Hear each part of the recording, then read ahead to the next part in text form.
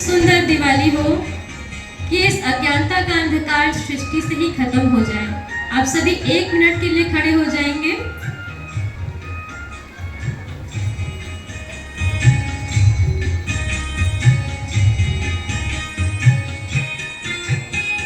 शुभ संकल्प के दीप जलाए अपने अपने मन में।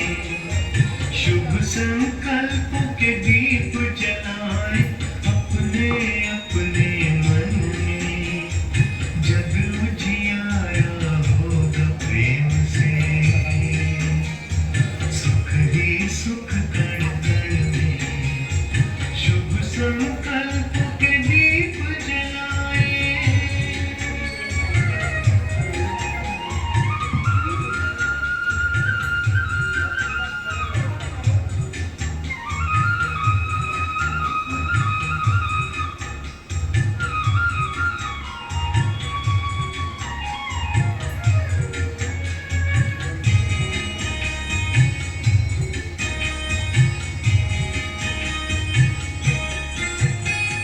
परिवर्तन की है ये बेड़ा, ये जग बदलने वाला राजयोग का मार्ग।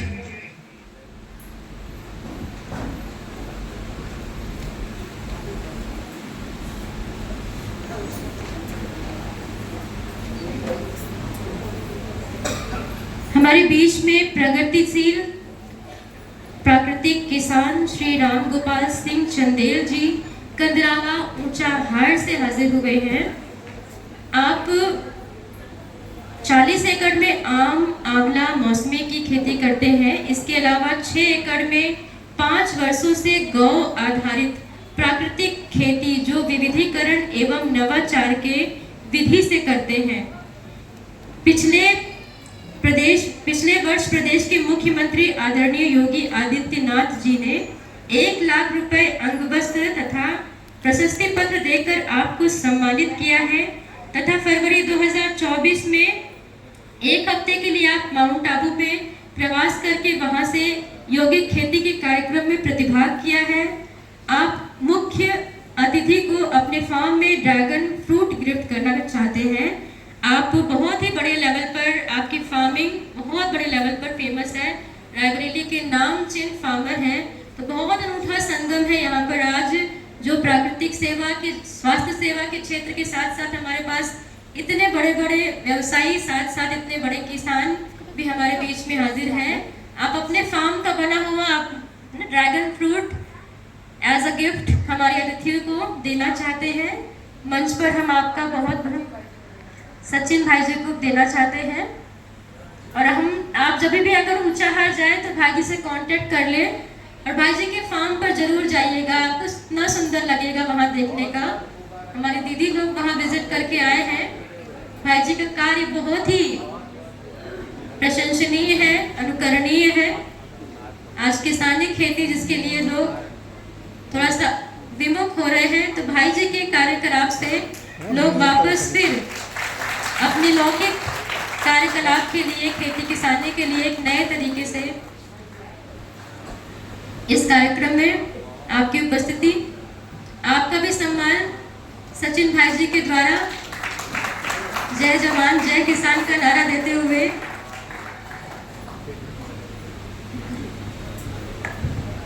आज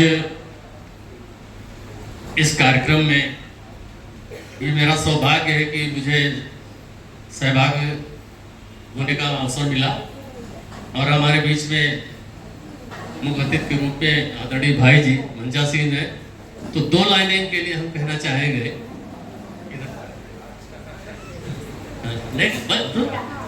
आप आए तो बहारों ने लुटाई खुशबू, आप आए तो बहारों ने लुटाई खुशबू। फूल तो फूल थे कांटों से भी आई खुशबू, फूल तो फूल थे कांटों से भी आई खुशबू। आपका रायबरेली जनपद में बहुत बहुत स्वागत, अभिनंदन। कार्यक्रम की श्रृंखला को आगे बढ़ाते हुए, समय की रफ्तार के साथ साथ तेज कदम बढ़ाते हुए आ गए हम अपने मुख्य पड़ाव पर। जहां आदरणीय सचिन भाई जी हमारे बीच में अपना उद्बोधन रखेंगे।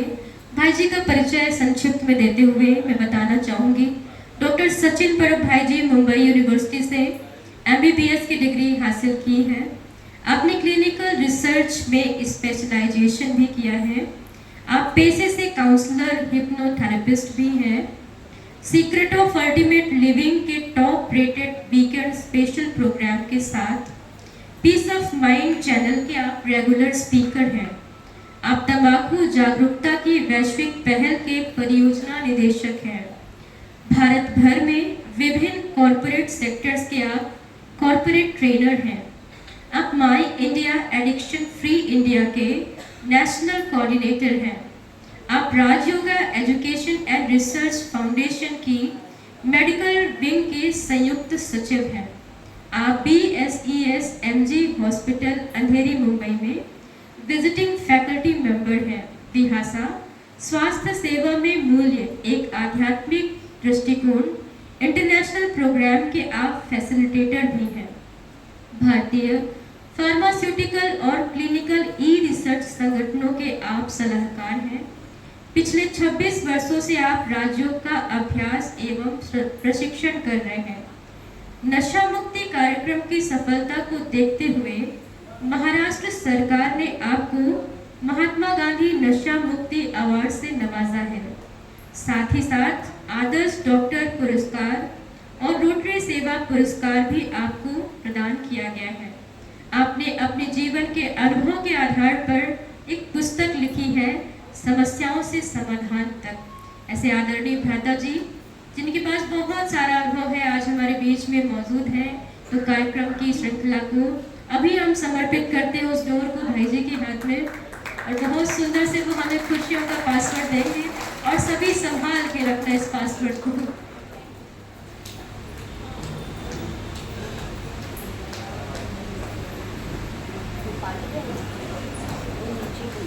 अभी हमारे माननीय अतिथियों से निवेदन है, कृपया आप फर्स्ट रो में आकर के अपना स्थान ग्रहण करें।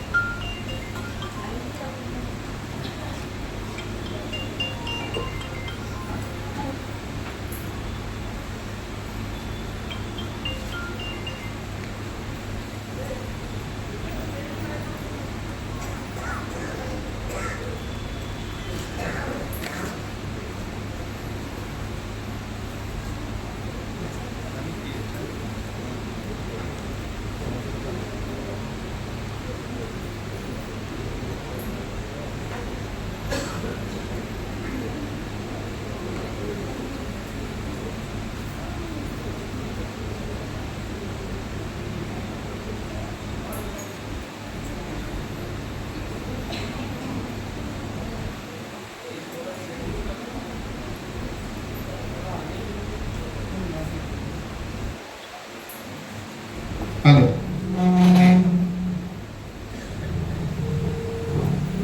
स्क्रीन जा रहा है ऊपर का। ये स्क्रीन फॉरवर्ड जा रहा है। अच्छा, ओम शांति। थोड़ा मुस्कुरा के ओम शांति।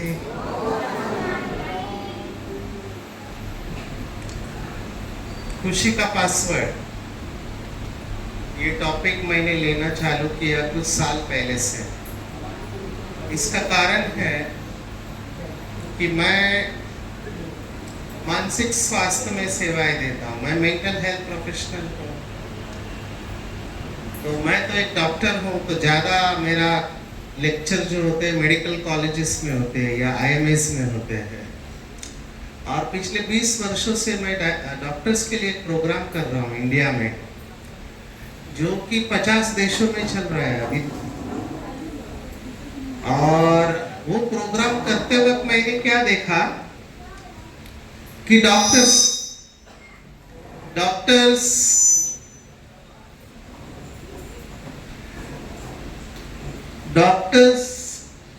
जो पेशेंट को ठीक करते हैं उनको ये सबसे ज्यादा टेंशन है। हम इस बीमारी को एक नाम देते हैं, डॉक्टर्स जानते होंगे, बर्नआउट।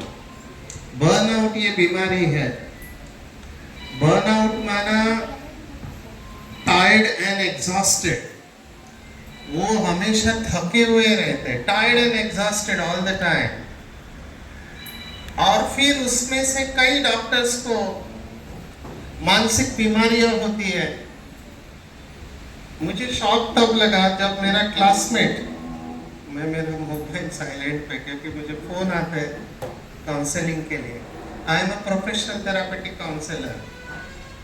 इसका मतलब है मैं बात करके बीमारी को ठीक करता हूँ। सीबीटी थेरेपी आप में से कुछ लोगों ने सुना होगा।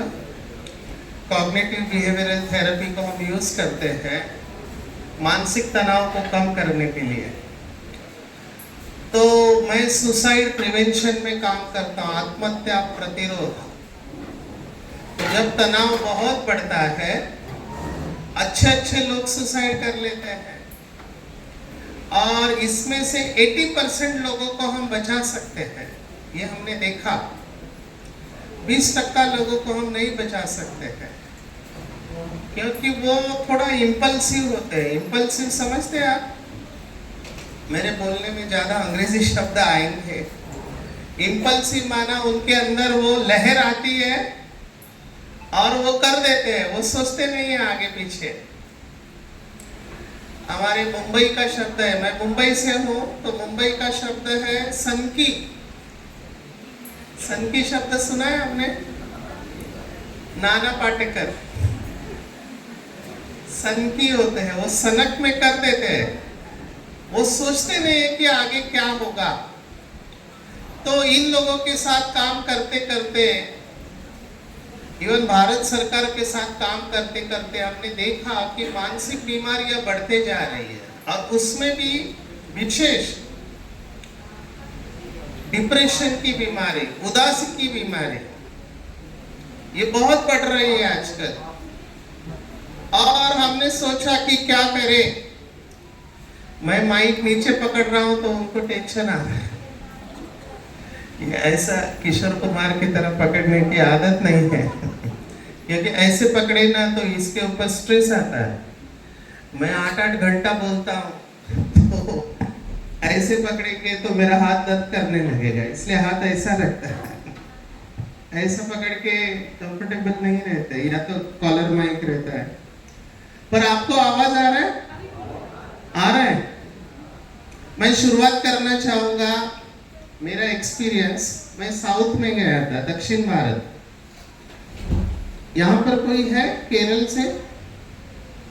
केरल से है? नहीं, अच्छा है। केरल में मेरा सेशन था स्ट्रेस मैनेजमेंट के ऊपर। अभी उनको हिंदी नहीं आती थी, कई लोगों को हिंदी आती थी, तो ट्रांसलेशन रखा था, भाषांतर।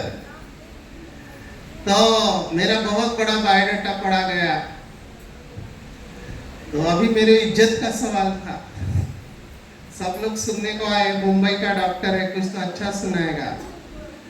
तो मैंने पहले 15 मिनट सुनाया, जोर देकर सुनाया। तो उन्होंने उसका भाषांतर एक लाइन में किया। अब मेरा टेंशन बढ़ गया। मैंने सोचा नहीं, और सुनाएंगे, अच्छी बात है। और सुनाया 15 मिनट। फिर उसका भाषांतर एक लाइन में किया। तो मुझे लगा मेरे लिए इशारा है, तो मैं थैंक यू बोल के बैठ गया। लेकिन मैं हमेशा दूसरों को कहता हूँ कि अच्छा सोचो, सकारात्मक सोचो। तो मैं भी सोच रहा था कि इनकी भाषा बहुत पावरफुल होनी चाहिए, इन्होंने अच्छा भाषांतर किया हुआ होना चाहिए। फिर मेरे से रहा नहीं गया, मैंने पूछा सर आपने ऐसा क्या भाषांतर किया? तो वो लेडी थी जिसने किया था, उसने कहा कोई बात नहीं डॉक्टर साहब छोड़ दो। मैंने कहा छोड़ दो नहीं, मेरा टेंशन बढ़ा है, क्या भाषांतर किया बताओ। तो उस लेडी ने कहा पहले 15 मिनट का भाषांतर था कि अभी तक डॉक्टर साहब ने कोई नई बात सुनाई नहीं है। मैंने कहा अगला 15 मिनट का क्या था? उन्होंने कहा मुझे नहीं लगता है डॉक्टर साहब कोई नई बात सुनाने वाले हैं। और लास्ट में उन्होंने कहा यस आई वाज राइट। तो मैं आपको यही कह रहा हूं मैं कोई नई बातें आपको नहीं सुना रहा। बीइंग अ डॉक्टर थोड़ा साइंटिफिक बातें सुनाऊंगा, रिसर्च सुनाऊंगा। लोग आते रहेंगे, आप डिस्टर्ब नहीं होना। जो बैठाने वाले हैं उनको भी रिक्वेस्ट है कि बाजू वालों को डिस्टर्ब नहीं करें, जो प्रोग्राम सुन रहे हैं उनको। ये पहला मेरा स्लाइड है। आप देखना, यहाँ एक साइकोलॉजिस्ट तो मैं जानता हूँ, हमारे लखनऊ से आए हैं, अंजलि बहन। तो साइकोलॉजी में हम एक स्केल इस्तेमाल करते हैं, लाइकर्ट स्केल। 1 से 10 में हम आपकी खुशी को नापते हैं कि आपका खुशी कहां पर है। तो अगर मैं आपको पूछूं कि 0 से 10 में आप दिन भर में कौन सा फोटो के साथ आइडेंटिफाई करते हैं, क्या कहेंगे? 4 के उस तरफ है या 4 के इस तरफ है? राइट में है या लेफ्ट में है?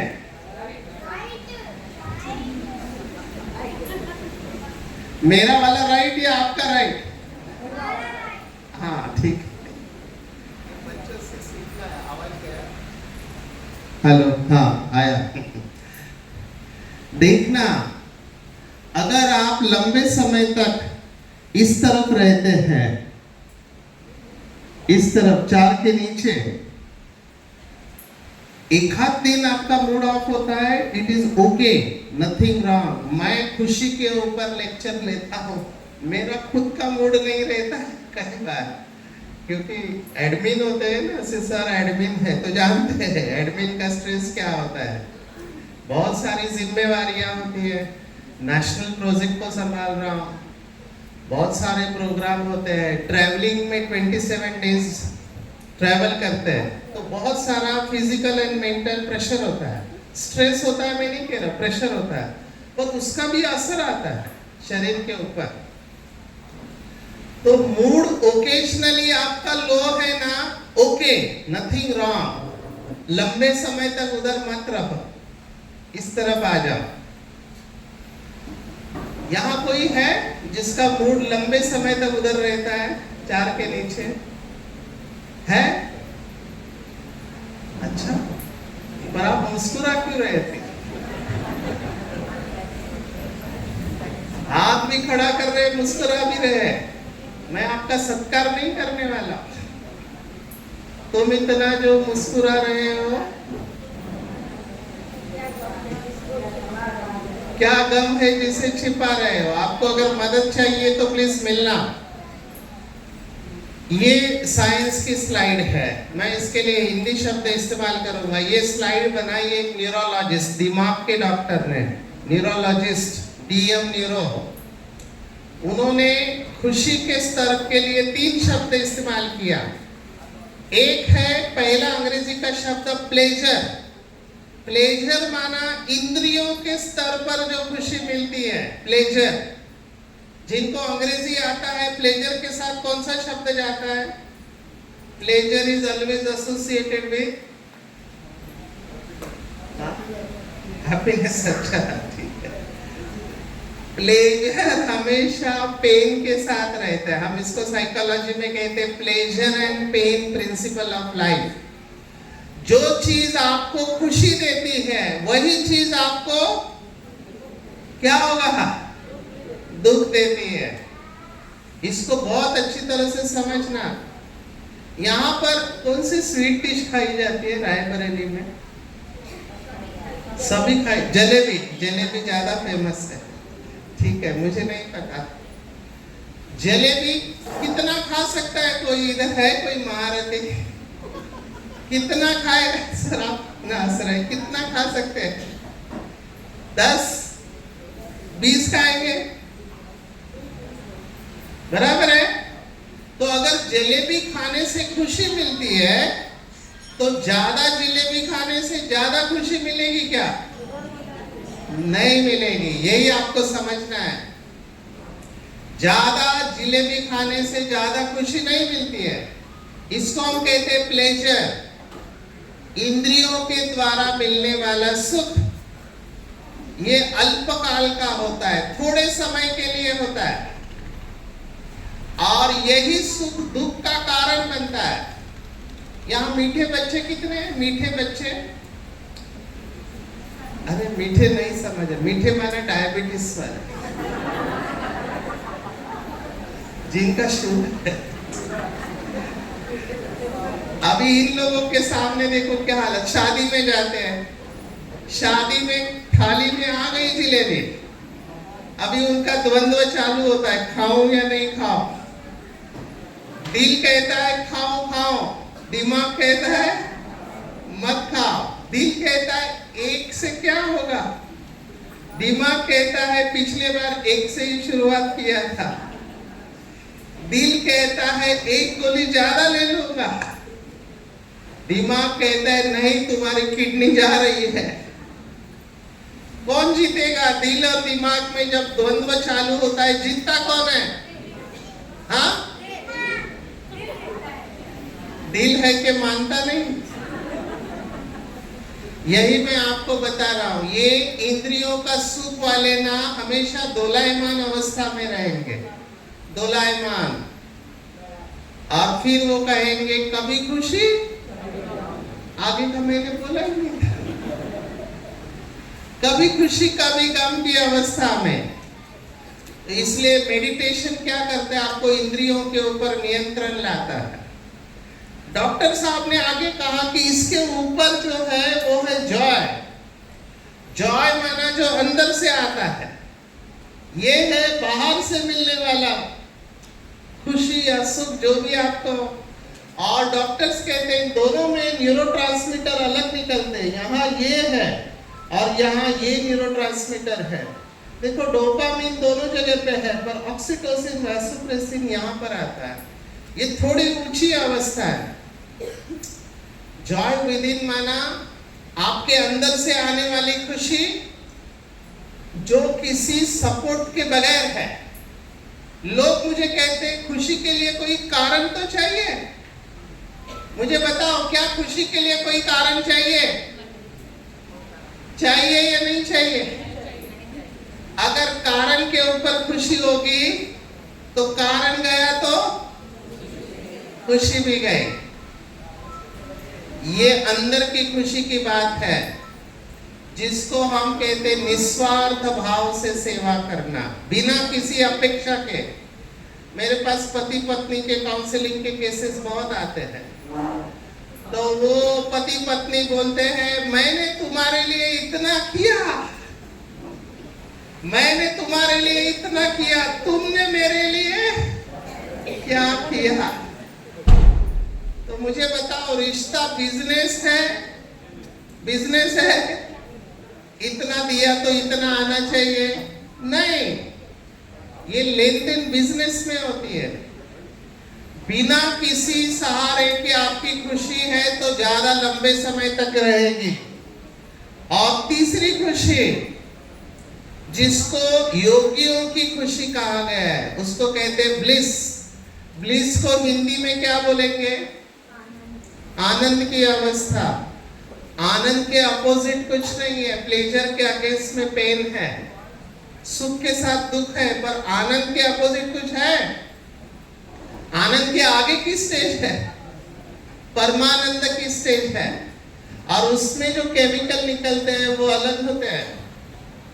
ये आज का साइंस कह रहा है, आज के डॉक्टर्स कह रहे हैं go away from pleasure to joy and bliss, आनंद की तरफ जाओ। और आनंद आपको इंद्रिय सुखों में नहीं है। इंद्रिय सुख भी बंधन पैदा करती है, बंधन पैदा करेगी आपके अंदर। ये बहुत बड़ा सब्जेक्ट है, मैं कोशिश करूंगा इसके ऊपर समझाओ। ये थोड़ा नाम जा रहा है, इसके लिए अपनी खुशी को मत गवाओ। ये प्रोजेक्टर का थोड़ा सेटिंग है, ऊपर का नाम जा रहा है। सबसे पहली बात, लोग मुझे क्या बोलते हैं, मैंने उनको पूछता हूँ आप खुश कब होगे? बोला जब मेरे बच्चे बड़े हो जाएंगे, मेरा घर बहुत बड़ा होगा, मुझे प्रमोशन मिल जाएगा, मैं एकदम रिटायर हो जाऊंगा, तब मैं खुश होगा। मैंने कहा तब तक क्या रोते रहोगे? आप समझ रहे बात को? खुशी यात्रा के साथ है, यात्रा के अंत में नहीं है। मेजॉरिटी लोग क्या करते हैं, खुशी को पोस्टपोन करते हैं, पोस्टपोन, कि जब ये हो जाएगा तब मैं खुश हो जाऊंगा। ऐसा होता है लाइफ में? नहीं होता है। मैं आपको बताता हूँ, क्लासिकल, बहुत शॉकिंग स्टोरी है। मेरा एक पुलिस स्टेशन में सेशन था, तो वहां के इंस्पेक्टर ने सुना है last day of the job, वो इंस्पेक्टर का लास्ट डे था, 40 साल पुलिस में सेवा किया और रिटायरमेंट का डे है, बीवी आए, बच्चे आए हैं, सेंड ऑफ है। सेंड ऑफ समझते हैं? उनका आखिरी दिन है, तो पुलिस स्टेशन भी सेलिब्रेट कर रहा है। इस व्यक्ति ने 40 साल पुलिस की सेवा किया, वो अपने अनुभव सुना रहा था। अनुभव सुनाते सुनाते वो बहुत इमोशनल हो गए। इमोशनल समझते हैं? बहुत भावना में आ गया, इतना भावना में आ गया कि उसको उसके हार्ट के ऊपर प्रेशर आया, उसके हार्ट की आर्टरी स्पाज़म में गई और उसका रिटायरमेंट का आखिरी दिन, उसने बोला था कि अभी मैं गांव में जाके घर बांधूंगा, गांव में खेती करूंगा, एकदम रिलैक्स लाइफ जीऊंगा, 40 साल मैंने बहुत मेहनत किया है। और उसके रिटायरमेंट का लास्ट दिन, उसके जिंदगी का भी उसको उधर ही हार्ट अटैक आया। आखिरी दिन हो गया, मेरे को अभी आएगा। हेलो, नहीं आने देंगे, ऐसा नहीं है। Hello hello hello hello hello, हाँ आ गया, डरो मत। अभी जब ये माइक नहीं चल रहा था, कितने लोगों के संकल्प चले?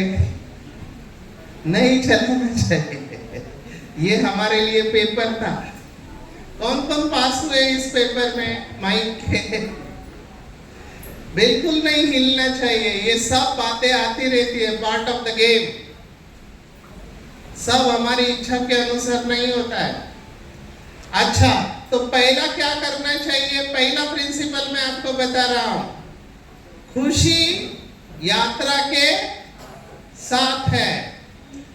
आप बताओ, ये लेक्चर सुन के आपको खुशी मिलेगी बाद में, कि अभी आपको खुशी मिल रही है?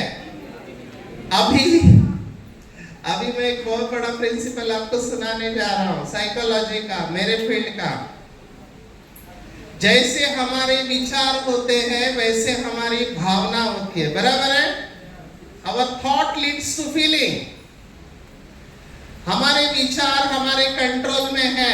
इसका मतलब क्या? ये दोनों इक्वेशन को जोड़े तो विचारों से भावना निर्माण होती है। विचार मेरे कंट्रोल में है, इसका मतलब भावनाएं मेरे कंट्रोल में है। तो मेरे अंदर अगर खुशी और दुख की भावना पैदा होती है तो उसका जिम्मेवार कौन? जिम्मेवार कौन? हम स्वयं, बराबर है? तो अगर ये लेक्चर आपको अच्छा नहीं लगा, हु इज रिस्पॉन्सिबल? ये लेक्चर अगर आपको अच्छा नहीं लगा तो जिम्मेवार कौन?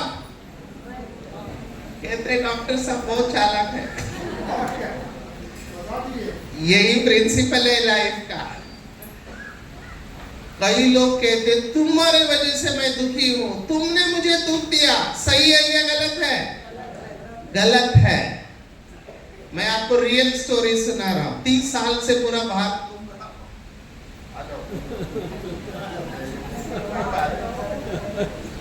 ये व्यक्ति ना हमारी सभी शक्तियों को बढ़ाने वाला। उनके लिए थोड़ा योग करो, बीके भाई। मैंने उनका दोष नहीं है, बेचारे कोशिश कर रहे हैं, पर कनेक्शन लूज होता है ना, तो ये हालत होती है। इसलिए आपस में कनेक्शन अच्छा रखो। हमारे रिश्ते जो होते हैं ना, रिश्तों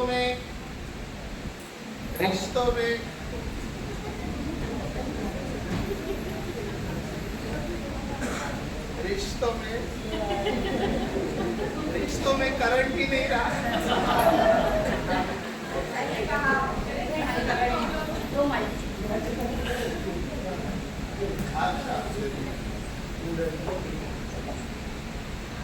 अच्छा,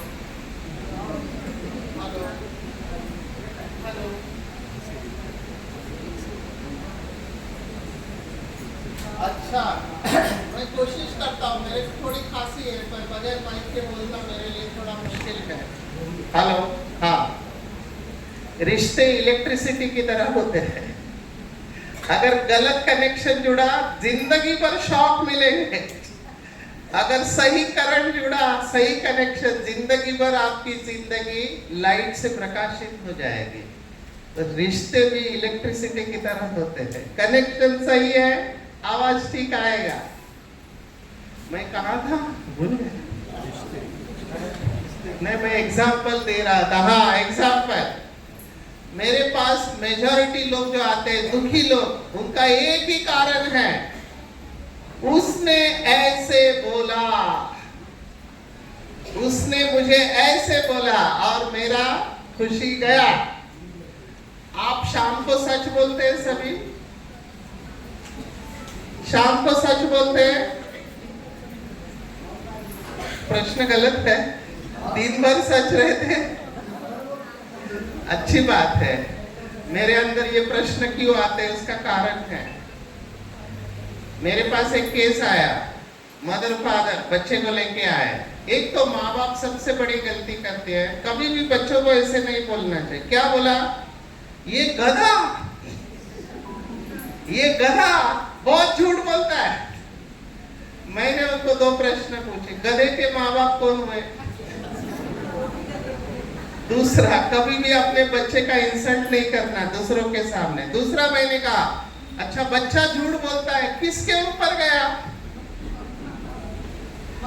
तो माँ बोला हम नहीं बोलते हैं। मैंने फिर अकेले में बैठा उस बच्चे के साथ में, मैंने उसको बोला, क्यों तुम इतना झूठ क्यों बोलते हो, कहाँ से सीखा? बोला मुझे नहीं आता था। मैंने कहा सीखा कहाँ से? बोला पापा ने सिखाया। मैंने कहा कैसे? तो घर में फोन आया था और छुट्टी का दिन था, तो जैसे ही घंटी बजी, पापा ने बच्चे को क्या बोला? अगर मेरे बारे में पूछा तो क्या बोलने का? पापा घर पे नहीं है। अभी वो बच्चे को समझ में नहीं आ रहा है, वो बहुत इनोसेंट है। अब पापा बोल रहे मेरे बारे में पूछा तो बोल रहा मैं घर पे नहीं हूँ, और सामने से वही सवाल पूछा, पापा घर पे है क्या? अब ये बच्चा कंफ्यूज हो गया। वो बोल रहा क्या बोलूं? बोलो बोलो मैं घर पे नहीं हूँ। वो बच्चे ने जवाब दिया, पापा ने बोला है कि पापा घर पे नहीं है। बच्चों को नहीं आता है, बच्चे कॉपी करते हैं। मैं इसलिए बोला हूँ, शाम को आप सच बोलते हैं? मैं ये प्रश्न सभी स्कूल में पूछता हूँ, सच बोलना चाहिए कि झूठ? आपको आश्चर्य लगेगा, सभी बच्चे क्या बोलते हैं पता है? क्या बोलना चाहिए? कहते झूठ बोलना चाहिए। बहुत कॉन्फिडेंटली बोलते हैं, सच बोलने से मार पड़ती है इसलिए झूठ बोलना चाहिए। ये आज के बच्चे मैं कह रहा हूं, इंटरनेट एज के, सीधा असर्टिव है, दे आर वेरी असर्टिव। मैं आपको एक केस स्टडी सुना रहा हूं, ध्यान से सुनना। सुन रहे हैं सभी या मेरा भ्रम है? सत्य और भ्रम में मैंने आज सुबह भी सुनाया। सत्य और भ्रम में क्या फर्क है? ये प्रश्न पूछा टीचर ने क्लास में, बच्चों बताओ सत्य और भ्रम में क्या फर्क है? वो स्टूडेंट शायद रायबरेली के होंगे। बच्चों ने कहा मास्टर जी आप हमें सिखा रहे सत्य है, आप हमें सिखा रहे सत्य है, लेकिन आपको लगता है कि हम आपकी सुन रहे हैं। आपको ध्यान से सुनना, ये मेरे साथ हुई घटना है। मेरा लेक्चर था इमोशनल इंटेलिजेंस। मैं ज्यादा इमोशन कंट्रोल, सेल्फ रेगुलेशन के ऊपर बोलता हूँ, क्योंकि मुझे लगता है वो बेस है खुद को कंट्रोल करना। तो 600 इंजीनियर बैठे थे, इससे 3 गुना हॉल था। इंजीनियर लास्ट स्टूडेंट के विद्यार्थी बी इंजीनियरिंग, और टॉपिक था इमोशनल इंटेलिजेंस, भावनाओं को कैसे कंट्रोल करना है। और मैंने बोलना चालू किया, 5 मिनट बाद पीछे से आवाज आया, अभी मैं कहा देखूं 600 स्टूडेंट, आई इग्नोर्ड, मैंने ध्यान नहीं दिया। ओम इग्नोराय नमः, मैंने अपना लेक्चर चालू रखा। फिर 5 मिनट बाद आवाज आया, ऐसे 3 बार हुआ। प्रिंसिपल डिस्टर्ब हो गए, आ गए, स्टूडेंट्स बिहेव योरसेल्फ, हमने एक मेहमान को बुलाया है, उनको बोलने दो, उनको डिस्टर्ब मत करो। फिर मुझे बोला सर प्लीज कंटिन्यू करो। मैंने फिर बोलना चालू किया। फिर 5 मिनट बाद पीछे से आवाज आया, ऐसे फिर हुआ 3-4 बार। अभी प्रिंसिपल और डिस्टर्ब हो गए, फिर आगे आए और मुझे प्रिंसिपल ने कहा सर सॉरी, ये बच्चे आपका इंसल्ट कर रहे हैं, अपमान कर रहे हैं। मैं माइक पे गया और सबको बोला सर मेरा अपमान नहीं हो रहा है। बोला क्यों, वो तो भूल कर रहे हैं। मैंने कहा सर हम भारत में हैं, भारत में डेमोक्रेसी है, लोकशाही है, हर एक को बोलने का अधिकार है। अभी जो जिस जात का होगा उस जात का आवाज निकालेगा, उसमें मैं क्या कर सकता हूँ। आप समझ रहे बात को। उसके बाद आवाज बंद हो गया और वो लड़की जब मेरा बायोडाटा पढ़ा उन्होंने, मैंने अपने मार्कशीट दिखाए, आकर के उन्होंने पैर छुए मेरे और मुझे कहा सर सॉरी हमसे गलती हुई। मैंने कहा कोई बात नहीं, चलता है। तो मैं आपको कह रहा हूं, किसी के कहने से आपको इंसल्ट फील होता है क्या? बताओ, होता है? अंग्रेजी में कहावत है, इफ इट हर्ट्स इट्स, किसको हर्ट हुआ? किसको हर्ट होता है अंदर? It's ego. किसको हर्ट होता है? हमारा ईगो होता है, उसको हर्ट होता है। अभी मुझे बताओ, किसी के बोलने से हम वैसे बनते हैं क्या? खुशी चली गई। अभी मैं थोड़ा इसमें और विशेष बता रहा हूं। किसी को जानवर बोलो ना, गालियां देते हैं लोग, अपशब्द, जानवर बोलते हैं, तुम जानवर हो। तो जानवर बोलते ही गुस्सा आता है, ऐसे उठाते, मैं हूं जानवर, अभी तक नहीं थे, बन गए। और उसी व्यक्ति को आप बोलो तुम तो शेर हो, शेर, तो शेर बोलते ही क्या होता है? Collar tight. अरे शेर भी तो जानवर ही है ना। तो ये फर्क कहाँ है? जानवर बोलने से गुस्सा आता है और शेर बोलने से अच्छा लगता है। इसका मतलब क्या हुआ? ये दोनों शब्दों का अर्थ कौन निकाल रहा है? अर्थ कौन निकाल रहा है? मैं। लोग हमको दुख नहीं देते, लोगों की बातों को हम अंदर लेके जाके अपने हार्ट को क्रिएट करते हैं। समझ रहे बात को? तो हमारे अंदर दुख की फीलिंग कौन तैयार कर रहा है? कौन कर रहा है? हम खुद कर रहे हैं। इसलिए किसी ने कुछ बोला उसको पर्सनली मत लेना, जब तक वो आप फिजिकली आपको कुछ नहीं कर रहा है। हाथी को देखा है? हाथी चलता है तो हाँ, कुत्ते भौंकते हैं, हाथी देखता है, कौन भौंका? कौन? आप ही अपनी मस्ती में चल रहा होता है, ध्यान नहीं दो। अगर उसकी बातों में कुछ सच है, एक्सेप्ट करो। अगर सच नहीं है, एक मैं महामंत्र आपको दे रहा हूं, ओम इग्नोराय नमः। ध्यान नहीं दो, अपना अवस्था को खराब नहीं करो। बच्चों से हमको सीखना चाहिए। ये पोएट्री स्कूल में सिखाई जाती है, बड़ों को याद करनी चाहिए ये poetry. Time to be happy is now, place to be happy is, and way to be happy is make someone happy. So खुशी का समय कौन सा है? खुशी का समय कौन सा है? अब टुडे भी नहीं, अब। और खुशी का स्थान कौन सा है? जहां आप हो वही खुशी का स्थान है।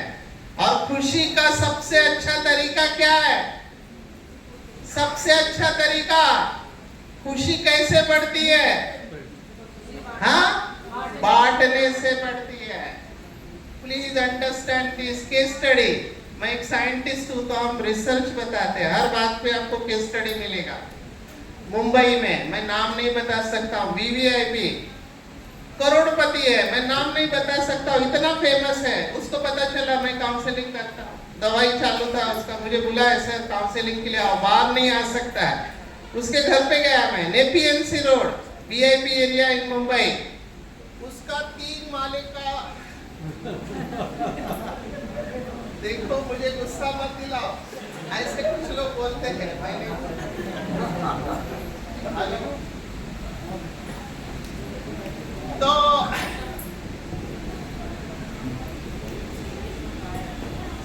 हेलो हेलो हेलो हेलो, अच्छा किसकी खुशी जा रही है? सभी पागलपन कर रहे हैं तो ठीक है। ओके, कैसा लगा आपको? अभी देखो ये बहुत बड़ा प्रिंसिपल है, आप आइडेंटिफाई नहीं करना, ये साइंस है, पूरा साइंस में आपको सिखा रहा हूँ, डॉक्टर्स जल्दी समझ पाएंगे। ये ब्लड रियोलॉजी है, हार्ट अटैक क्यों आता है। मुट्ठी बंद करना स्पिरिचुअलिटी में, आध्यात्मिकता में है पकड़ के रखना, बातों को ब्लॉक कर रहे हैं आप। अभी कैसे होता है, आपको गुस्सा आ रहा है, आपका खून उबल रहा है, लेकिन सामने ऐसा व्यक्ति है या परिस्थिति है कि आप गुस्सा कर नहीं सकते हैं, तो आप क्या करते हो? उस गुस्से को क्या करते हो? पकड़ के रखते हैं। वो खून उबल रहा है और आप उसको पकड़ के रखते हैं। तो जब भी आपके इमोशन अरोज होते हैं और आप ऐसे पकड़ के बार बार करते हो, तो वो खून क्या होता है? जमने लगता है। और यही इसमें दिखाया है, इसको हम कहते हैं ब्लड रियोलॉजी। रियोलॉजी मतलब आपके जो ब्लड सेल्स है वो क्लम्प होते हैं, एक साथ आके उसकी गांठ बनती है। आप समझ रहे बात को? हार्ट अटैक क्यों आता है? क्योंकि खून की गांठ बनती है। आज साइंस कह रहा है आपको, खून की गांठ बाद में बनती है, पहले विचारों की गांठ बनती है। रिश्तों में गांठ बन रही है, और जितनी गांठ आपके अंदर ज्यादा होगी उतना आपको खुशी नहीं होगी। इसलिए आप सबको हल्का कब लगा? हल्का कब लगा? छोड़ दिया तब हल्का लगा। इसलिए बातों को पकड़ के मत रखो। कौन कौन माफ करने को तैयार है? बताओ, माफ करने को तैयार है? इतना इजी नहीं है। सब झूठ बोल रहे हैं। प्रयास तो करेंगे। प्रयास करो, बहुत अच्छा है। मैंने एक एचआर मैनेजर को पूछा, तुम माफ कर सकती हो? उसने कहा, सर मैं तुरंत माफ करती हूँ, लेकिन मैं भूलती नहीं। मुश्किल है माफ करना और भूलना। Forgive and forget is tough, लेकिन करना पड़ेगा, दूसरा सॉल्यूशन नहीं है। नहीं तो क्या होगा? जिसने आपको तकलीफ दिया है आपके सामने आया तो क्या होगा?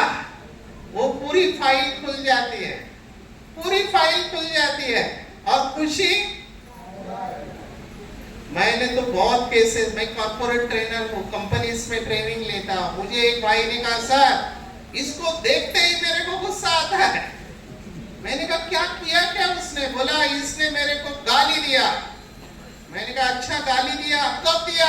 बोला 20 साल पहले गाली दिया। कभी दिया था गाली? आज तक उसको तकलीफ हो रही है। आपके घर में कोई ऐसा है जिसको देखते ही गुस्सा आता है? ऑफिस में कोई है? उसका फाइल डिलीट कौन करेगा? वो करेगा या मुझे करना है? मुझे करना है। ये गाली के बारे में मैं जरूर बोलता हूँ, क्योंकि मैं रोड रेज के ऊपर, रोड रेज आपने सुना है? गाड़ी चलाते वक्त आने वाला गुस्सा। अभी मुझे बताओ, भारत में नियमों के अनुसार गाड़ी चलाई जाती है क्या? मैं रायबरेली में 3 दिन से देख रहा हूँ, ये भाई साहब गाड़ी चलाते नहीं है, उड़ाते हैं। और मेरा ऐसे ऐसे होता है, इनको रोज का है वो। मैं आरटीओ के साथ काम करता हूँ, हमारा ट्रांसपोर्ट विंग है, हम सब नियम बताते हैं। हेलमेट नहीं पहनते लोग, क्योंकि हमने एक्सीडेंट्स देखे हैं और हम प्रिवेंशन की बात करते हैं। तो रोड पे गाड़ी चलाते हुए आने वाला गुस्सा, इसको रोड रेज कह रहे हैं। आजकल मैं देख रहा हूं गुस्सा लोगों का बढ़ता जा रहा है। Do you agree? इतना खतरनाक गुस्सा, मैं इसके ऊपर बोलने वाला हूं। अगर आपको 1 घंटे की खुशी चाहिए तो नैप ले लो, नैप माना नींद ले लो। 1 दिन की खुशी चाहिए तो फिशिंग के लिए जाओ। 1 हफ्ते की खुशी चाहिए तो छुट्टी पे जाओ। अगले लाइन पर लोग क्यों हंसते हैं मुझे नहीं पता, ये लिखा है, मेरा नहीं है। 1 महीने की खुशी चाहिए तो मुझे नहीं पता। अच्छा, 1 साल की खुशी चाहिए तो इनहेरिट फॉर्चून, लॉटरी। और अगर एक पूरे जीवन भर खुशी चाहिए तो रोज किसी न किसी की मदद करो। और अनेक जन्मों तक आपको खुशी चाहिए तो राजयोगा मेडिटेशन का अभ्यास करो। आप अनेक जन्मों तक खुश रहेंगे। ये पूरा फिलॉसफी है यार, मेरे पास समय कम है इसलिए मैं उसमें नहीं जा रहा हूँ। ये कविता उन लोगों के लिए जो छोटी छोटी बात में नाराज हो जाते हैं। कई लोगों को नाराज होने का संस्कार होता है, मुंह टेढ़ा कर लेते हैं। उसमें बहनों का मुंह अलग टेढ़ा होता है, वो कुछ अलग ग्रेसफुली करते हैं, वो ऐसे करते हैं। मेरे को नहीं आता कैसे करते हैं। भाई लोगों में थोड़ा टेस्टोस्टेरोन होता है ना, फिजिकल पावर रहती है। वो इधर के मसल्स को, वी कॉल इट फ्राउनिंग, इधर के मसल्स को टाइट कर लेते हैं, ऐसे बोलते हैं क्या है, ओम शांति में जाता हूं। तो दोनों का चेहरा टेढ़ा होता है। उनके लिए कविता है जो पास, अरे ये कविता भी जा रही है, थोड़ा नीचे नहीं करेंगे। अच्छा, जिंदगी बड़ी छोटी सी जिंदगी है, हर हाल में खुश रहो। जो पास में ना हो उनकी आवाज में खुश रहो। कोई रूठा हो तुमसे, उसके इस अंदाज में खुश रहो। जो लौट के नहीं आने वाले, उन लम्हों की याद में खुश रहो। कल किसने देखा है, अपने आज में खुश रहो। खुशियों का इंतजार किस लिए, दूसरों की मुस्कान में खुश रहो। क्यों तड़पते हो हर पल किसी के साथ हो, कभी तो अपने आप में खुश रहो। छोटी सी जिंदगी है, हर हाल में खुश रहो, हर हाल में खुश रहो। देखो, आपको खुशी मिलेगी नहीं, आपको क्रिएट करना पड़ेगा। खुशी ऐसे नहीं आएगी, अपने आप नहीं आएगी, खुशी को क्रिएट करना पड़ेगा। मैं आपको पूछ रहा हूँ, अभी ये स्पिरिचुअलिटी की तरफ मैं आ रहा हूँ, आध्यात्मिकता की तरफ, ब्रह्मा कुमारी फिलॉसफी जो भारत का है। मुझे बताओ, क्या लाइफ में ऐसा हो सकता है कि हर बात आपकी इच्छा के अनुसार हो सकता है? नहीं हो सकता है। तो लाइफ में 2 ही सिचुएशन है, एक जब आपकी इच्छा के अनुसार हो रहा हो, और दूसरा जब आपकी इच्छा के अनुसार नहीं हो रहा है। अभी जब इच्छा के अनुसार हो रहा है, खुश हो जाओ कि जैसे मैंने सोचा था। लेकिन जब इच्छा के अनुसार नहीं हो रहा है, तब कहते हैं डबल खुश हो जाना चाहिए। क्यों बताओ? और अच्छा होगा। और कोई अच्छा जवाब? जब इच्छा के अनुसार नहीं हो रहा है तो डबल खुश हो जाओ, उससे और अच्छा होने वाला है। भक्ति मार्ग में कहते, बोलो भगवान की इच्छा के अनुसार। एग्जैक्टली यही जवाब है। उस समय वो ड्रामा की सीन परमात्मा की इच्छा के अनुसार चल रही है, जिसमें सबका कल्याण समाया हुआ है, पर हमको उस समय दिखाई नहीं देता है। डबल खुश हो जाओ जब आपकी इच्छा के अनुसार नहीं हो रहा है, क्योंकि उस समय परमात्मा की इच्छा के अनुसार हो रहा है। मैं मुंबई से हूँ, आप इसमें से कितने लोगों को जानते हैं मुझे नहीं पता। ये कौन है? सुशांत सिंह राजपूत, एक्टर। ये कौन है?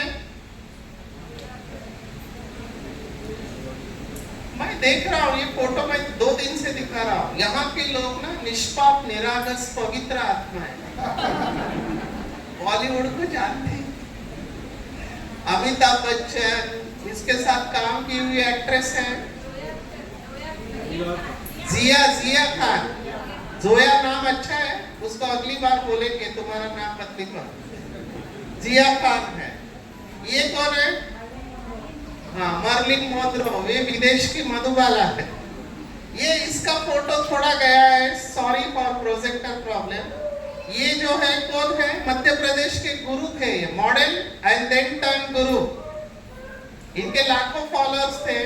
इनका नाम है भय्यू जी महाराज। ये है आईपीएस ऑफिसर महाराष्ट्र के, Himanshu Rai, anti terrorist squad. ये पीछे म्यूजिक चल रहा है। ये है अमर अकबर एंथोनी और नसीब मूवी बनाने वाले बॉलीवुड वाले मनमोहन देसाई। ये कौन है? ये गुरुदत्त है। बराबर, सर का नॉलेज अच्छा है। जाने कैसे लोग थे जिनके प्यार को प्यार मिला, हमने तो बस कलियां मांगी थी, कांटों का हार मिला। प्यासा मूवी को ये एक्टर, डायरेक्टर, प्रोड्यूसर। ये कौन है? कौन है? नेपाल के प्रिंस है, युवराज ऑफ नेपाल। और ये तो ऑथर है डेल कार्नेगी। इन्होंने बहुत किताबें लिखी है, फेमस। आप अमेरिका गए कोई? अमेरिका में कार्नेगी इंस्टीट्यूट ऑफ मैनेजमेंट है। डरो मत, मैं भी नहीं गया हूँ लेकिन जानता हूँ। ये सब लोग कौन है पता है? ये सेलिब्रिटी है। सेलिब्रिटी समझते हैं? सेलिब्रिटी मतलब तीन चीजें। इनके पास पैसा है, प्रसिद्धि है और खूबसूरत है, सभी लोग। लेकिन इन सब में एक चीज कॉमन है। कौन सी चीज कॉमन है? इन सब ने सुसाइड किया है। तो मेरा आप लोगों से प्रश्न है, जिसके लिए हम मेहनत करते हैं, किसके लिए करते हैं? पैसा चाहिए, फेमस होना चाहते हैं, खूबसूरत दिखना चाहते हैं, सब इनके पास था।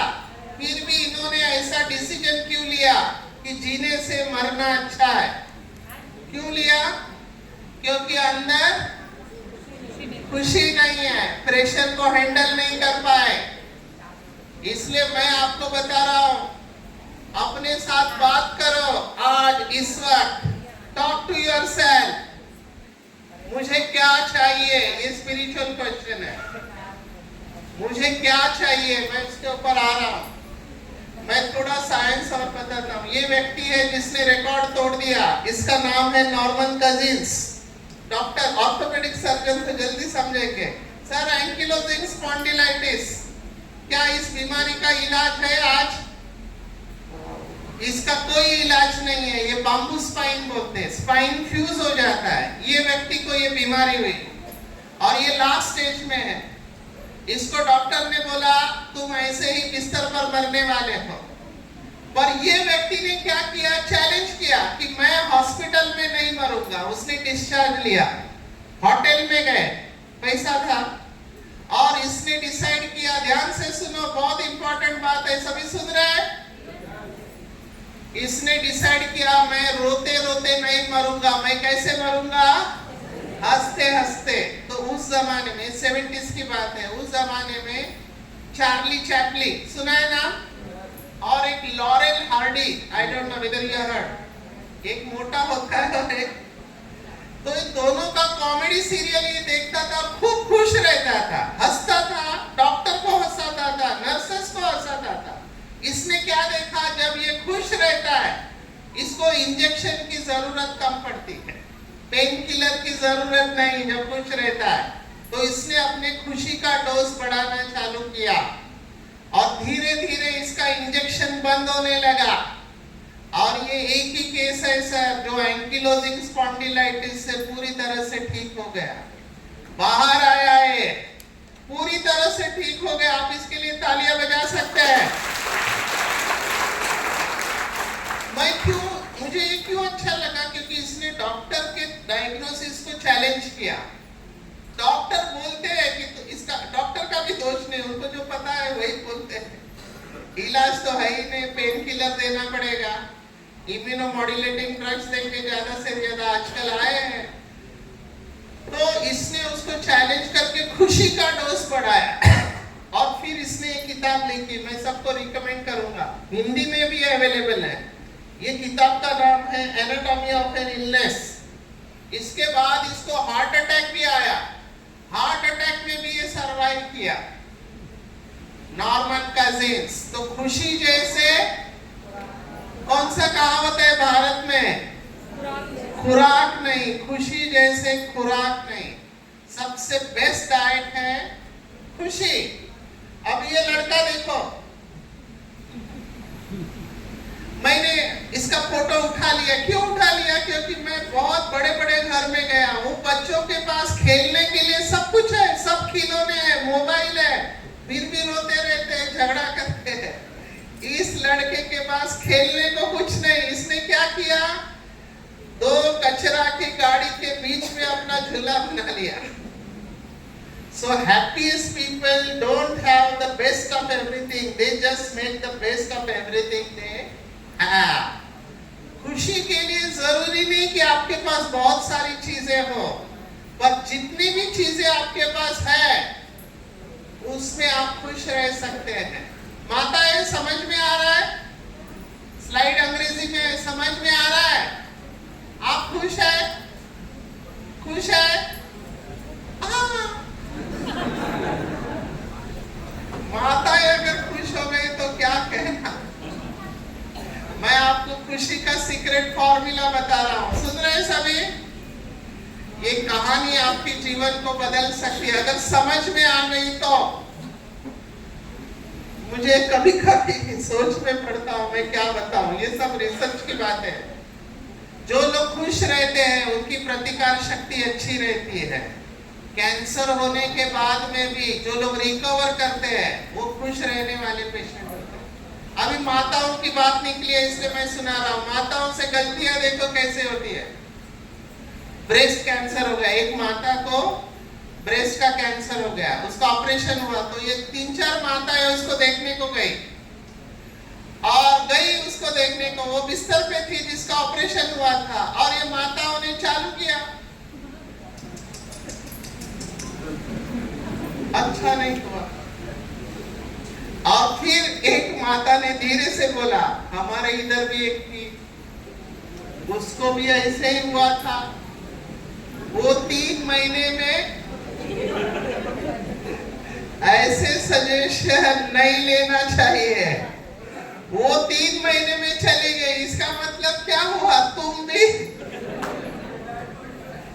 ये निगेटिव सजेशन देने वाले लोगों से बच के रहना चाहिए।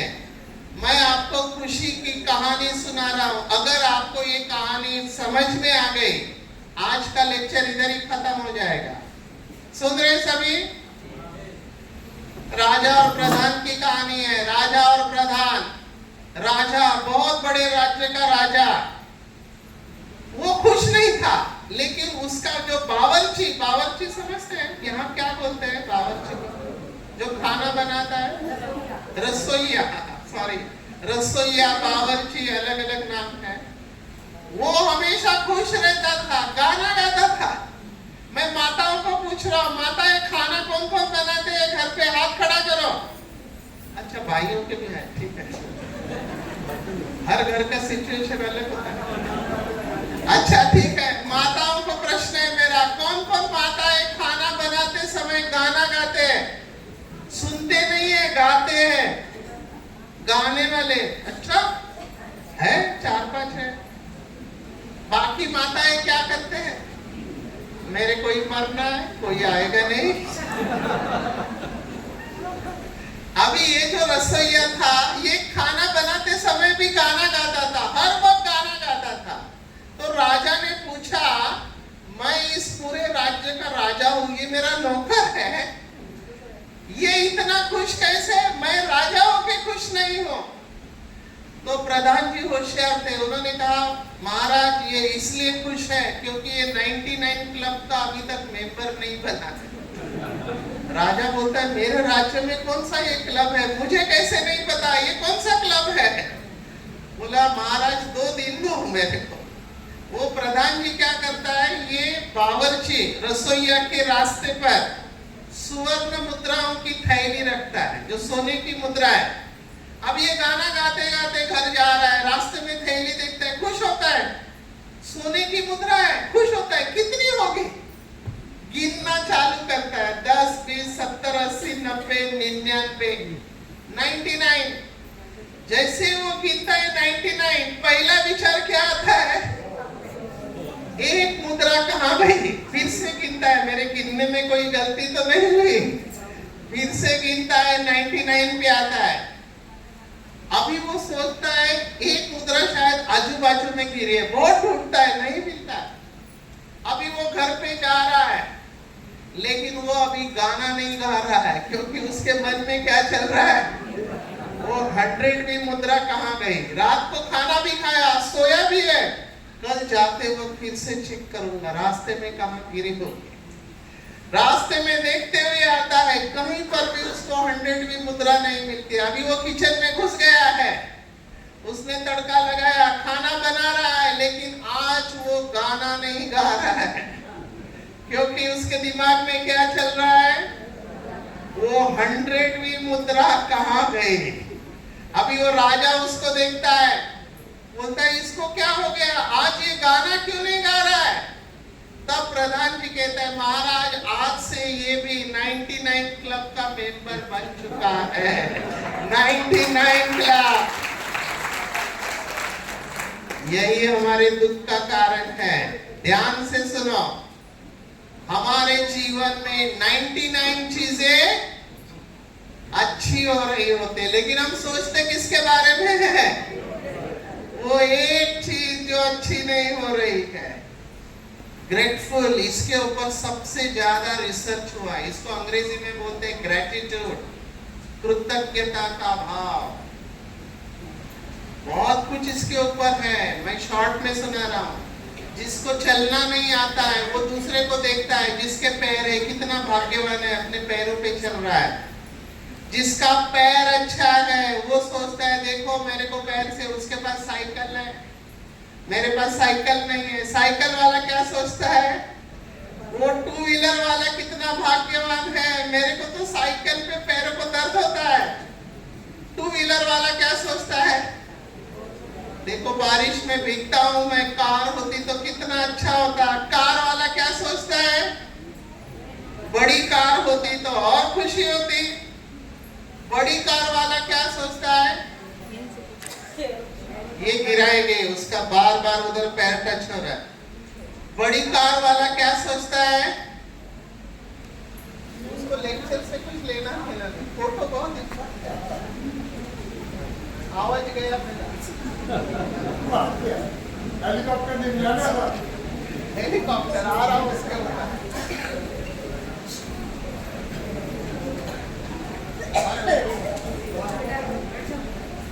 हेलो हेलो हेलो हेलो,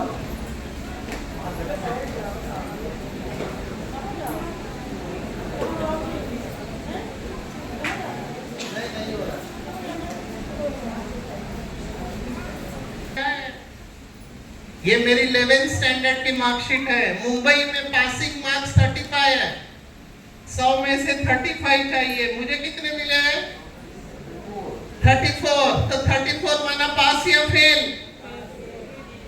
मुझे 34 मिले। आप लोगों को इतनी खुशी क्यों हो रही है, मेरी मार्कशीट देख के बच्चे खुश हो जाते हैं, डॉक्टर भी हमारे जैसे ही है। ये नीचे का गया है, इधर 1+ ग्रेस मार्क दिया है, मुझे प्रमोट किया गया है 11th स्टैंडर्ड में, मुझे धक्का मार के पास किया है 11th स्टैंडर्ड में। अब ये क्यों हुआ, उसका कारण सुनो। मेरा बचपन झोपड़पट्टी में गया है। I am born and brought up in a slum area of Mumbai. माँ बाप पढ़े लिखे नहीं है, झोपड़पट्टी, एकदम गंदी झोपड़पट्टी, घर में टॉयलेट भी नहीं है, बाहर डब्बा लेके जाना पड़ता है, ऐसा मेरा बचपन गया है। 10वीं तक पढ़ाई मराठी, मैं mother tongue is Marathi. College में गए, सब लेक्चर अंग्रेजी में, कुछ समझ में नहीं आ रहा है, दिमाग के ऊपर से जा रहा है। वो 34 मार्क्स मिलाने के लिए कितना मेहनत किया मुझे पता है, तब 34 मिला। और मुझे 11th में जाने के बाद पता चला MBBS में एडमिशन चाहिए कम से कम 90% मार्क्स। 88 की बात में सुना रहा, 88 कहाँ से लाओ 90% मार्क, मेरे को तो अंग्रेजी भी नहीं आती थी उस समय, पर मैं यहाँ पे पॉजिटिव था। मैंने कहा कुछ तो करना पड़ेगा, झोपड़पट्टी से बाहर आना है तो, क्योंकि मुझे वो डब्बा लेके बाहर जाना बिल्कुल अच्छा नहीं लगता। तो मैंने अपने साथ बात किया, मैं मेहनत करूंगा। तो 2 घंटा पहले पढ़ाई करता था, फिर देखा 2 घंटा पढ़ाई से कुछ नहीं होगा, 2 का 4, 6 घंटा पढ़ाई करने लगा। और पढ़ाई करते समय मेरे झोपड़पट्टी के दोस्त आते थे, क्या सचिन पढ़ाई कर रहा है, चल घूमेंगे फिरेंगे ऐश करेंगे। और क्या, ये मेरे दोस्त हाथ जोड़ा, बॉस एक ही साल है, अगर ये गया तो जिंदगी झोपड़पट्टी में। आई रेजिस्टेड ऑल द टेम्पटेशन, मैंने सभी को ना कहा, फोकस किया, मेडिटेशन किया। मुझे 12th में कितने मार्क्स मिले होंगे? 11th में मुझे मार्क्स मिले 600 में से 300, माना 50%। 12th में मुझे मार्क्स मिले 91% मार्क्स मिले, 91 स्ट्रेट अवे इनटू एमबीबीएस। मैं आपको क्यों सुना रहा हूँ? मैंने नसीब को दोष नहीं दिया। आगे भी देखो, मैंने किताब लिखा है, ये मेरा एमबीबीएस का मार्कशीट है 94। माँ बाप घर पे मिठाई लेके तैयार है, हमारा बेटा आएगा और हम सबको बोलेंगे उसको डॉक्टर बनाया। और मेरा रिजल्ट था, ये मेरा रिजल्ट है, मुझे एमबीबीएस में फेल किया गया मैं बोल रहा हूँ, क्योंकि मेरा पेपर अच्छा था। मेरे में से जिसने कॉपी किया उसको डिस्टिंक्शन मिला है, तो मेरे लिए बहुत शॉकिंग था। 2 सब्जेक्ट में मैं फेल हुआ था, मेडिसिन एंड सर्जरी, सबसे बड़े सब्जेक्ट होते हैं। अभी मैं बहुत शॉक में था, क्योंकि गरीब लोग फेल नहीं हो सकते, क्योंकि फी हम अफोर्ड नहीं कर सकते एमबीबीएस की, और कोई ऑप्शन नहीं था। तो मैं उदास था, लेकिन आजकल के बच्चों की तरह नहीं सुसाइड। मुझे उस समय भगवत गीता ने प्रेरणा दी।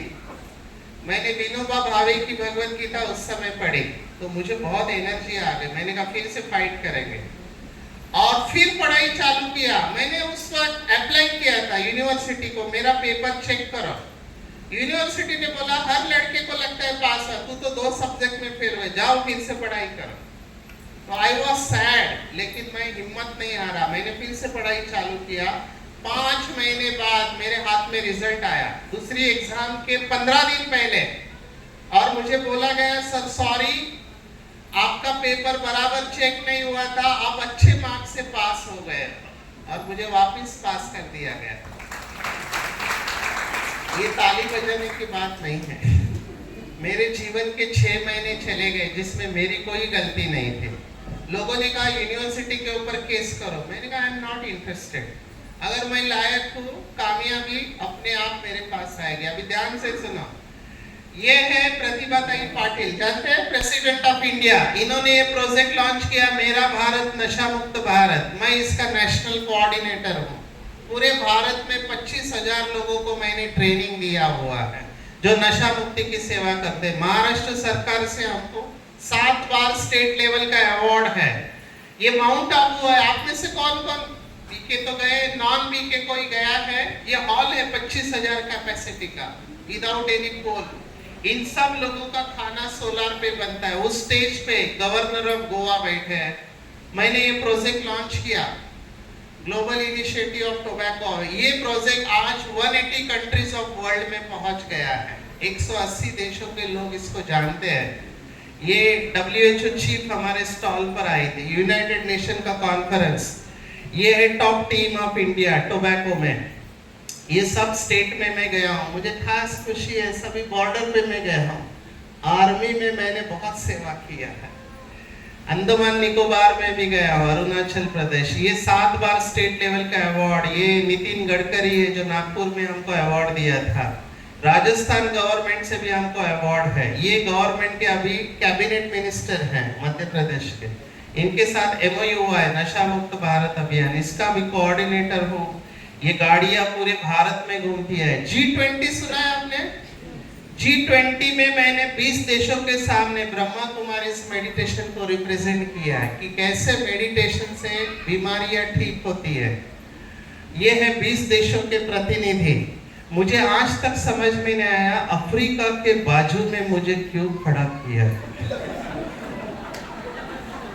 आप हंस क्यों रहे? मैन्युफैक्चरिंग डिफेक्ट है, मेरे हाथ में नहीं है, मशीनियों से बन के आया।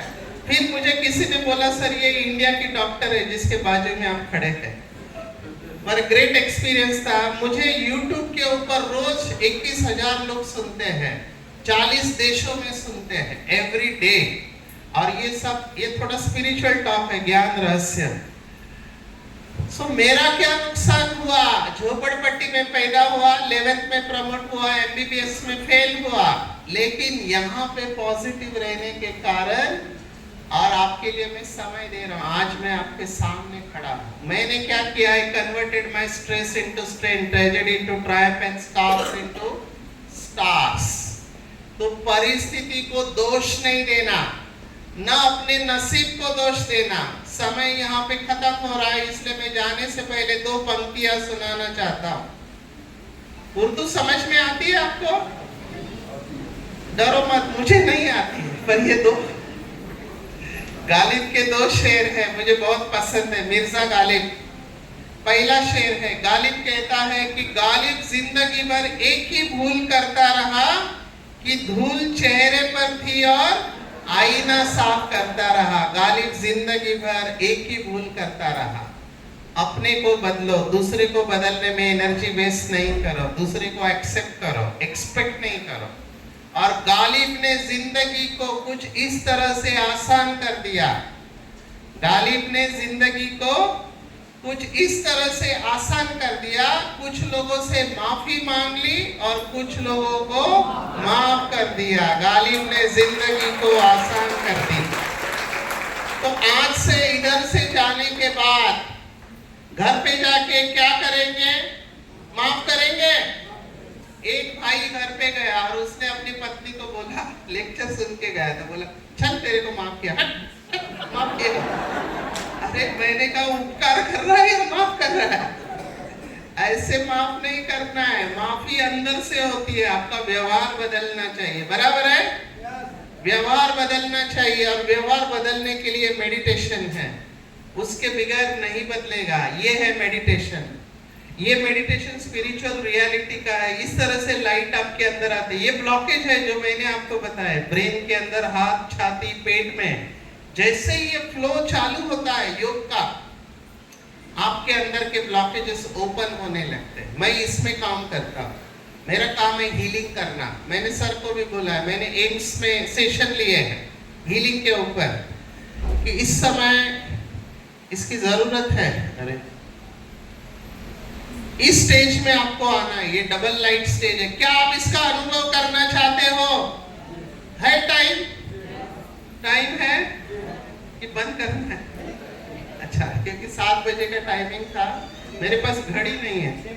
6 मिनट है। अच्छा, मैंने ये परमिशन दे रहा, 6 मिनट करेंगे मेडिटेशन। इस अवस्था में जाओ, डबल लाइट स्टेज, क्योंकि बाकी आदत नहीं बदलती। I am very sorry to say, neuroplasticity हम टेक्निकल भाषा में कहते हैं। ब्रेन के पैटर्न बदलने में मेहनत है, लेकिन आप मेडिटेशन करेंगे तो ब्रेन के पैटर्न को भी आप बदल सकते हैं। करेंगे सभी? सीधा बैठो। हाँ, फिर से पोजीशन चली गई। I know, I understand that. कमर और गर्दन एक लाइन में होना चाहिए, कमर और गर्दन एक लाइन में। ओके, अगले 5 मिनट आपको केवल मेरा आवाज सुनाई देगा, केवल मेरा आवाज। ओके, आवाज गया? ऐसे ही कहा, मेरा आवाज सुनाई देगा, आवाज गया?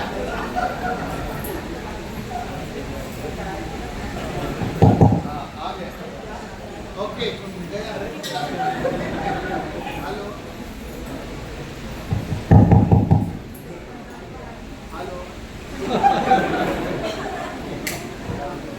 मैंने कोई पाप किया?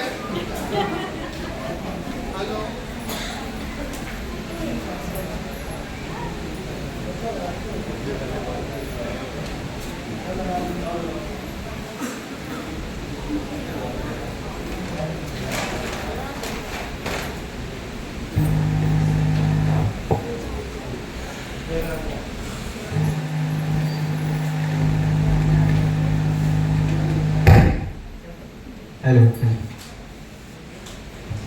हेलो।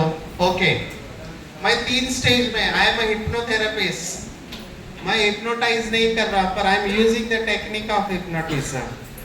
सबसे ज्यादा फायदा रिलैक्सेशन का होता है। अगर आप रिलैक्स भी होते हैं ना अपने बॉडी को, वो भी मदद करता है। मेडिटेशन में एकाग्रता आने में समय लगता है। इसलिए मैं क्या कर रहा हूं, मैं पहले आपके शरीर को हल्का करूंगा। जैसे ही शरीर हल्का हो जाएगा, सिर से लेकर पांव के अंगूठे तक ध्यान इधर लेके जाएंगे, क्योंकि शरीर को चलाने वाली शक्ति यहाँ रहती है, आत्मा जो ब्रेन को कंट्रोल करती है। यहाँ पे एक स्टार चमकता हुआ देखेंगे। थर्ड स्टेज में जैसे वीडियो में दिखाया था, आप जिस भी धर्म के, गॉड, अल्लाह, ईश्वर जिसको आप मानते हैं, उसकी एनर्जी आपके अंदर आप रिसीव करेंगे और उस एनर्जी को पूरे शरीर में फैलाएंगे। सिंपल विजुअलाइजेशन आपको दे रहा हूं, तैयार है? ओके, दो पैरों में अंतर रखेंगे, कीप डिस्टेंस, और दोनों हाथ को थाइस के ऊपर, दोनों हाथ को थाई के ऊपर कंफर्टेबल पोजीशन में। अगले 5 मिनट आपको केवल मेरा आवाज सुनाई देगा। एकाग्र हो जाओ। आप चाहो तो आंखें बंद कर सकते हैं, चॉइस इज योर्स। अगले 5 मिनट तक आपको केवल मेरा आवाज सुनाई देगा और कुछ भी सुनाई नहीं देगा। Very good. शरीर बिल्कुल स्थिर, कोई हिलेगा नहीं। अगर किसी का फोन बजता है तो हम डिस्टर्ब नहीं होंगे। एकाग्र हो जाओ। इस हॉल के अंदर जो भी वाइब्रेशन है उसे फील करो। Feel the vibration in this hall. आपके आजू बाजू में कई लोग बैठे हैं, उनके वाइब्रेशन को फील करो। Become aware. हमारे कानों में इतनी शक्ति है कि दूर के आवाज को कैच कर सकते हैं, तो अपने बाजू में बैठे हुए व्यक्ति के ब्रीदिंग साउंड को भी कैच कर सकते हैं। Catch the breathing sound of the person sitting next to you. एकाग्र हो जाओ। आपकी एकाग्रता बढ़ते जा रही है। धीरे धीरे चारों तरफ से अपना ध्यान हटाकर अपना संपूर्ण ध्यान अपने शरीर के ऊपर एकाग्र करो। सिर से लेकर पांव के अंगूठे तक अपने बॉडी को स्कैन करो। देखो आपके शरीर में कहां पर भारीपन है, तनाव है, टेंशन कहां पर है। अपनी नजर को घुमाओ अपने शरीर के ऊपर मन और बुद्धि से। देखो आपका सिर, गर्दन, कंधे, पीठ की, कमर की मांसपेशियां, पैर, कहां पर टेंशन है, छाती, पेट। और अपनी इच्छा शक्ति से अपने पूरे शरीर को एकदम हल्का छोड़ देंगे। एकदम हल्का। Relax, relax, let go. आपका शरीर हल्का होता जा रहा है। शरीर के जिस हिस्से का मैं नाम लूंगा वहां ध्यान लेकर जाओ। शुरुआत पैरों से करेंगे। पैर का अंगूठा, पैर की उंगलियां, पैर का तलवा, टखना। रिलैक्स। पिंडली की मांसपेशियां, घुटना और जंघा की मांसपेशियां। रिलैक्स। कमर के नीचे दोनों पैर हल्के हो रहे, दोनों पैरों के अंदर की थकावट दूर हो रही है। ऊपर आओ। पीठ की मांसपेशियां, lower back, middle back, upper back. पीठ को भी हल्का छोड़ देंगे। आगे आओ। छाती और पेट के ऊपर ध्यान लेकर जाओ। छाती और पेट की मांसपेशियों में जो तनाव है उसे महसूस करो। छाती और पेट की मांसपेशियों को हल्का छोड़ देंगे। दोनों हाथ, कंधे, बाहें, कोपर, हाथ।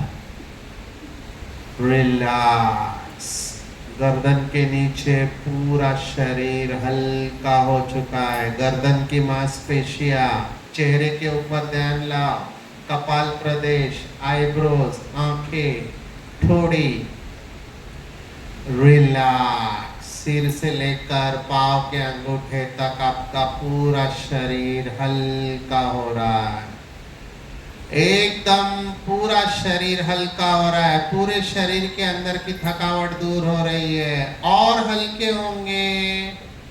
रुई की माफिक आप हल्के होने वाले हैं। मैं 1 से 10 उल्टा गिनूंगा। जैसे 10 से 1 की तरफ आऊंगा आप एकदम वेटलेस हो जाएंगे। 10, 9, 8, you are going in deeper and deeper. 7, आपका शरीर और मन शांत हो रहा है। 6, बहुत अच्छा लग रहा है, बहुत हल्का लग रहा है। 5, आपका शरीर और मन हल्का और शांत हो रहा है। 4, वेरी गुड। 3, बहुत अच्छा लग रहा है। 2 और 1, आप बिल्कुल हल्के हो चुके हो। ध्यान दो आंखों के बीच में, देखेंगे एक सुंदर सितारा चमक रहा है।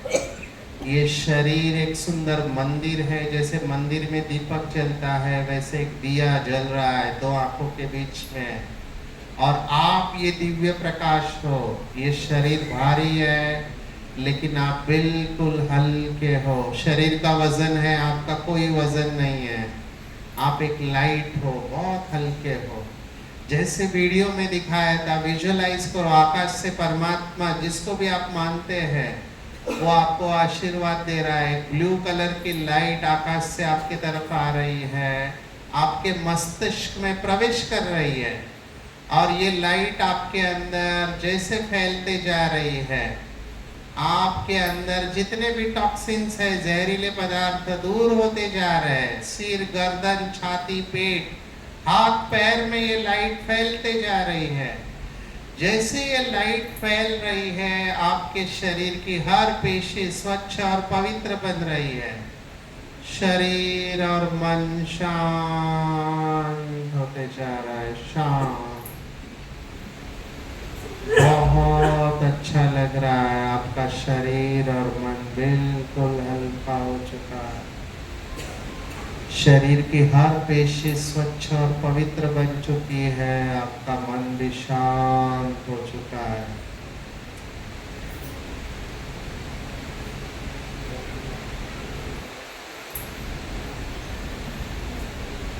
आज हमने अनुभव लिया कि खुशी मेरा अपना खजाना है। खुशी को जन्म देने वाली मैं हूँ और परमात्मा हमेशा मेरे साथ है, इसलिए खुशी हमेशा मेरे साथ है। मेरे जीवन में 99 चीज़ें अच्छी हो रही है, इसलिए मैं उन 99 चीज़ों के प्रति परमात्मा को धन्यवाद दे रहा हूँ। किसी का भी कोई दोष नहीं है, किसी की बातों को मैं दिल पे नहीं लूँगा। अगर किसी ने मुझे जाने अनजानेपन में दुख दिया है तो मैं दिल से उन सबको माफ़ कर रहा हूँ और सभी से माफ़ी मांग रहा हूँ। खुशी यात्रा के साथ है, मैं हर क्षण खुशी का अनुभव करूँगा, बातों को पकड़ के नहीं रखूँगा। मेरा जीवन बहुत खूबसूरत है, मैं बहुत भाग्यवान हूँ। मेरा शरीर और मन बिल्कुल हल्का हो चुका है। धीरे धीरे शरीर को बिना हिलाए केवल अपनी आंखें खोलेंगे, महसूस करेंगे मेरी आंखें खुली है पर मेरा मन और शरीर बिल्कुल शांत है। धीरे धीरे शरीर को बिना हिलाए केवल हाथ और पैर की उंगलियों को हिलाएंगे, महसूस करेंगे हाथ और पैर की उंगलियां हिल रही है पर मन और शरीर शांत है। इसका मतलब दिन भर काम करते वक्त भी, आंखें खुली होते हुए भी मैं इस रिलैक्स स्टेट ऑफ माइंड में रह सकता हूँ। ये मेरी ओरिजिनल अवस्था है, मुझे बहुत अच्छा लग रहा है, मैं बहुत खुश हूँ, हल्का हूँ। धीरे धीरे पूर्ववत अवस्था में आएंगे। Please come back to the original stage and relax. ओम शांति एंड गुड मॉर्निंग। किसको किसको हल्का लगा, जस्ट मेरी जानकारी के लिए, यू फील गुड, अच्छा लगा? इसका इफेक्ट कितना दिन तक रहेगा? बाहर जाते तक, घर में जाने के बाद? इसका अभ्यास करना जरूरी है या नहीं है? आपको लगता है मेडिटेशन सीखना चाहिए? किसको किसको लगता है सीखना चाहिए? सीखो, खुद के लिए टाइम निकालो। Self care is not luxury, it's a priority. आप फिट होंगे तो दूसरों की सेवा कर पाएंगे, बराबर है? यस और नो? या मरने के लिए भी टाइम नहीं है? अपने लिए टाइम निकालो। मैं लास्ट 1 मिनट लूंगा। मैं चाहता हूँ, ये भारत में अभी आ रहा है लेकिन मैंने बहुत आर्मी की सेवा की है इसलिए मैं बता रहा हूँ। हमारे बीच में कर्नल साहब बैठे हैं, हम सब इनको जोरदार तालियों से इनका स्वागत करेंगे। नॉट ओनली कर्नल माना हर आर्मी का जवान, इनका लाइफ बहुत टफ होता है। मैं देखा है अपने आंखों से, मुझे नहीं पता था, जब जाते हैं तो पता चलता है। देश के लिए इनका कुर्बानी भूलना नहीं चाहिए, इनका और इनके फैमिली का भी। बहुत बड़ी बात है, आर्मी वाले लोग इनको रेस्पेक्ट और रिगार्ड देखना चाहिए। इनके वजह से, और पुलिस सेकेंड, इनके वजह से हम सुरक्षित महसूस करते हैं। हर व्यक्ति को रेस्पेक्ट दो। जिंदगी बड़ी खूबसूरत है, बस जीना सीखना है। अपने जख्मों को खुद ही सीना सीखना है। और हर चीज में नशा है, बस पीना सीखना है। हर चीज का आनंद लो, हर कर्म का आनंद लो। अगर लेक्चर अच्छा लगा तो मुझे खुशी दो, तालियां बजाओ।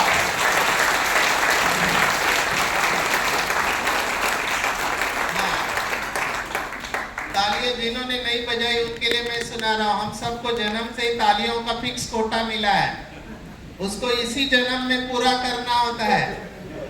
अगर आपने इस जन्म में तालियों का कोटा पूरा नहीं किया,